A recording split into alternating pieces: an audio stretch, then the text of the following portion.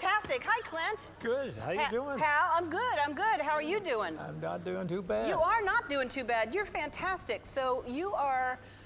Why Clint Eastwood still refuses to watch this one episode he filmed in 1970. Clint Eastwood was born Clinton Eastwood Jr. on May 31st, 1930 in San Francisco, California. Raised during the Great Depression, Eastwood's early life was shaped by frequent moves across California as his father searched for work.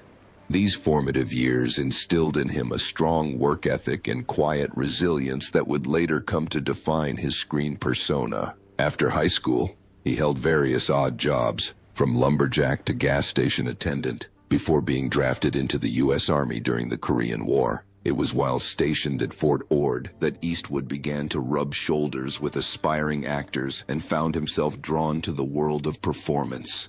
His big break came in the late 1950s when he was cast as Rowdy Yates in the hit television western Rawhide. Though his role was initially secondary, Eastwood's commanding presence and rugged good looks made him a fan favorite, and the show became a springboard for his career. However, it was his portrayal of the enigmatic man with no name in Sergio Leone's groundbreaking Dollars trilogy, A Fistful of Dollars, 1964, For a Few Dollars More, 1965, and The Good, the Bad, and the Ugly, 1966, that catapulted him into international stardom. These so-called spaghetti westerns redefined the genre and turned Eastwood into a global icon of cool stoicism and gritty anti-heroism. In the 1970s, Eastwood expanded his reach with the Dirty Harry series, portraying Inspector Harry Callahan, a no-nonsense San Francisco cop who became both a controversial and celebrated figure in American pop culture. With lines like, "Go ahead, make my day," Eastwood became the face of rugged masculinity and conservative law and order sentiment, embodying a character who operated by his own code in a world of moral ambiguity. Never content to remain solely in front of the camera, Eastwood transitioned into directing and quickly established himself as a powerhouse behind the lens. His directorial debut, Play Misty for Me, 1971, revealed a flair for suspense and psychological drama. Over the decades, he helmed an impressive range of films, from westerns like High Plains Drifter, 1973, and Pale Rider, 1985, to character-driven dramas like The Bridges of Madison County, 1995, and hard-hitting war films such as Flags of Our Fathers, 2006, and Letters from Iwo Jima, 2006, the latter of which was told from the Japanese perspective, a daring and empathetic move that won critical acclaim. Eastwood's career reached a pinnacle with Unforgiven, 1992, a revisionist western that deconstructed the myths of violence and heroism. The film won 4 Academy Awards, including Best Picture and Best Director, solidifying Eastwood's place as one of cinema's true auteurs. He continued to garner awards and accolades with Million Dollar Baby, 2004, another Best Picture and Best Director winner, showcasing his deft touch for emotional storytelling and complex moral themes. Even in his later years, Eastwood has shown no signs of slowing down. Films like Gran Torino, 2008, American Sniper, 2014, Sully, 2016, and The Mule, 2018, illustrate a filmmaker and performer still at the top of his game, tackling relevant societal issues and humanizing iconic figures with depth and nuance. His minimalist directorial style, favoring natural lighting, few takes, and efficient shooting schedules, has become legendary in the industry. Beyond his cinematic legacy, Clint Eastwood has also made his mark in politics, serving as mayor of Carmel by the Sea, California, from 1986 to 1988. Though he's often been associated with conservative viewpoints, Eastwood's personal philosophy has always been more libertarian and individualistic than strictly partisan. He's an advocate for personal freedom, environmental conservation, and the arts, reflecting a multifaceted and often surprising set of values. Eastwood's contributions have been recognized with numerous honors, including multiple Academy Awards, Golden Globes, and Lifetime Achievement Awards. In 2000, he was awarded the Irving G. Thalberg Memorial Award for his consistent high-quality production work. He also received the French Legion of Honor in 2007 and was named an AFI Life Achievement Award recipient. On December 19, 1953, Clint Eastwood married Maggie Johnson, a secretary at an auto parts company he had met on a blind date earlier that year. At the time, Eastwood was still a relatively unknown actor, yet to make the monumental impact on Hollywood that would define his later career. Maggie stood by him through the early years of financial instability and long stretches of professional uncertainty.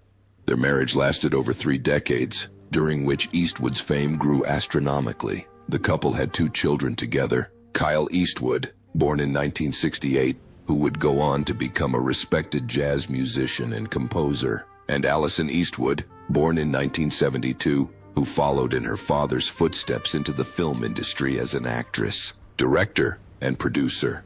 Although the couple presented a stable public image for many years, their relationship was deeply strained by Eastwood's numerous extramarital affairs.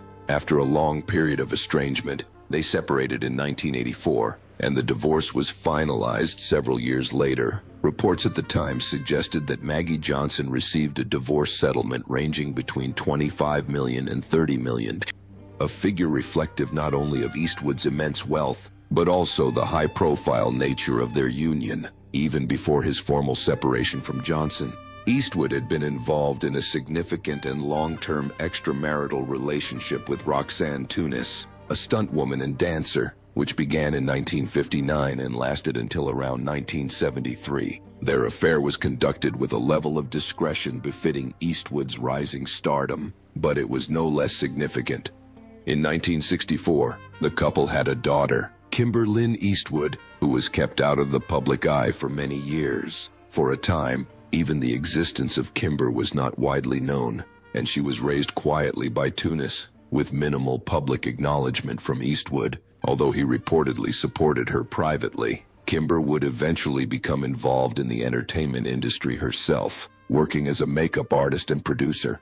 The relationship with Tunis overlapped with Eastwood's marriage to Johnson, which was an early sign of the complex and often overlapping personal relationships that would characterize much of his life. By 1970, Eastwood entered into one of his most visible and widely discussed relationships, this time with actress Sandra Locke. Their union was both personal and professional, and they became one of Hollywood's most recognizable power couples of the era. Locke co-starred with Eastwood in multiple films, including the outlawed Josie Wales, Every Which Way But Loose, and Bronco Billy, and their on-screen chemistry reflected a deep, real-life bond. They lived together for over 14 years, from 1975 until their acrimonious split in April 1989. Despite their seemingly devoted partnership, Eastwood maintained other relationships during this time, and it later emerged that he had fathered at least 3 children with other women while still with Locke. This revelation led to considerable personal and legal drama, culminating in lawsuits and a highly publicized legal battle after their breakup. Locke later wrote a memoir, The Good, the Bad, and the Very Ugly, which detailed her relationship with Eastwood and accused him of manipulation and betrayal. Their bitter end marked a turning point in Eastwood's public persona, which had previously been seen as stoic and reserved, but now drew scrutiny for its private contradictions. Among the other relationships Eastwood maintained during his time with Locke was an unpublicized affair with Jocelyn Reeves, a flight attendant he reportedly met in the early 1980s.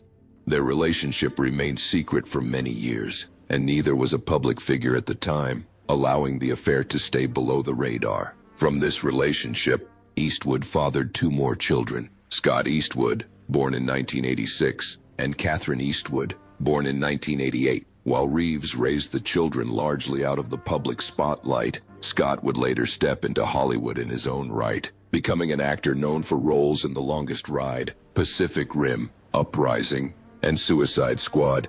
Like several of Eastwood's other children, Scott didn't carry his father's name for many years, and only publicly acknowledged their relationship as an adult. Catherine Eastwood also entered the entertainment world, albeit more quietly, working as a writer and actress. The Reeves affair revealed Eastwood's increasing difficulty in maintaining private boundaries, as his growing fame made it harder to conceal his romantic entanglements. Following his high-profile split from Locke, Eastwood found companionship with actress Frances Fisher, whom he met while filming the acclaimed Western Unforgiven in the early 1990s.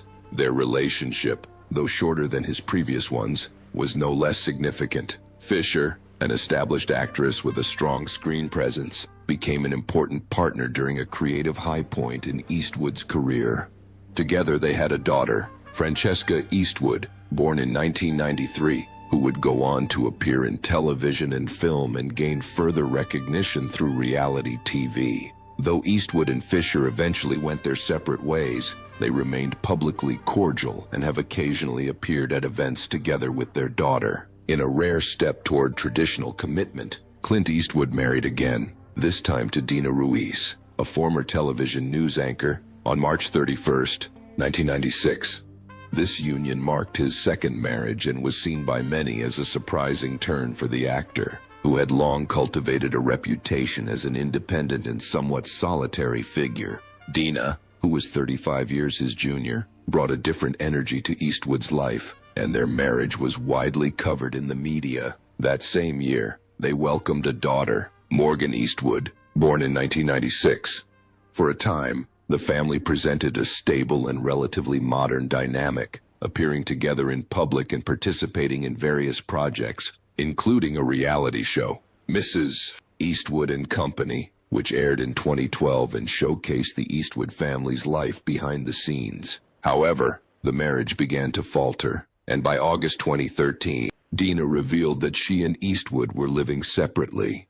Their divorce was finalized in 2014, bringing an end to Eastwood's last publicly acknowledged long-term romantic relationship. Clint Eastwood, one of Hollywood's most enduring icons and an actor whose presence defined the Western genre for generations, has built his legacy on unforgettable roles, gritty storytelling, and uncompromising cinematic vision. But despite his vast filmography and long-standing reputation for professionalism, there remains one project that Clint Eastwood has consistently distanced himself from: Two Mules for Sister Sarah, the 1970 Western adventure he starred in alongside Shirley MacLaine.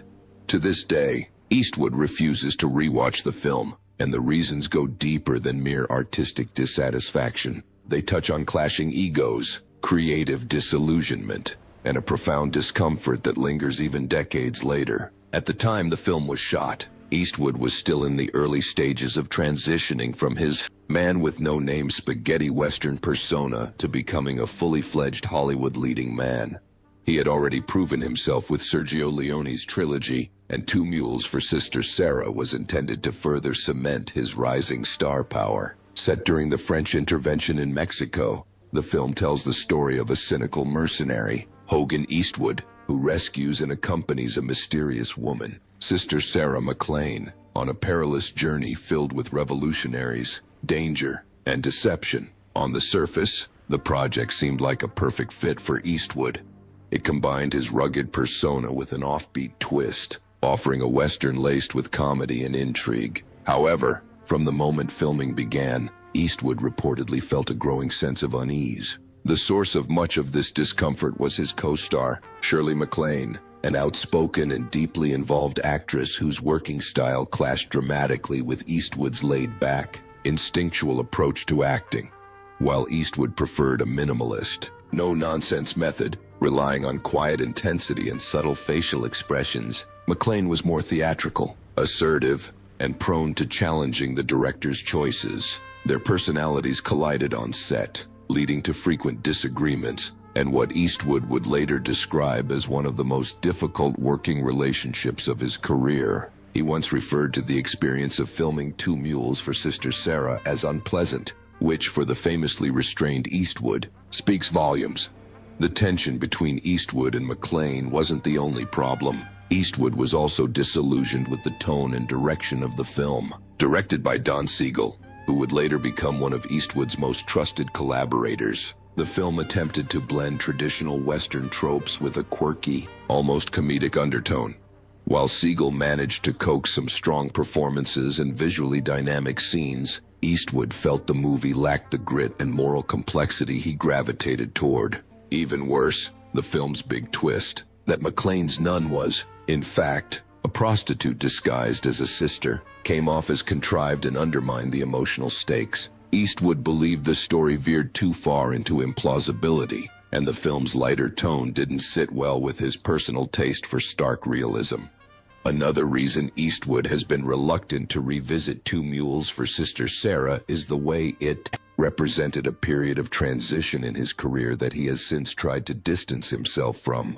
At the time, he was still working under the shadow of studios and directors who did not fully understand or harness his potential. It wouldn't be until a few years later, with films like High Plains Drifter and The Outlaw Josie Wales, that Eastwood would begin to take creative control and shape his own directorial vision, stories that aligned more closely with his artistic philosophy.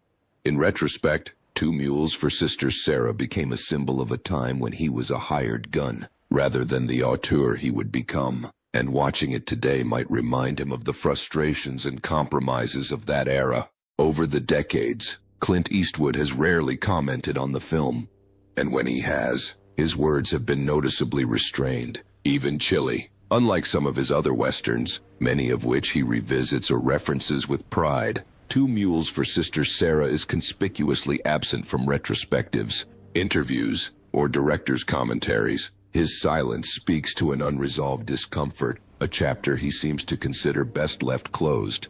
Whether it's the memory of creative friction, the disappointment with the film's tone, or a general feeling that the project simply didn't reflect who he was as an actor or artist, Two Mules for Sister Sarah remains the rare blemish in a career filled with iconic moments.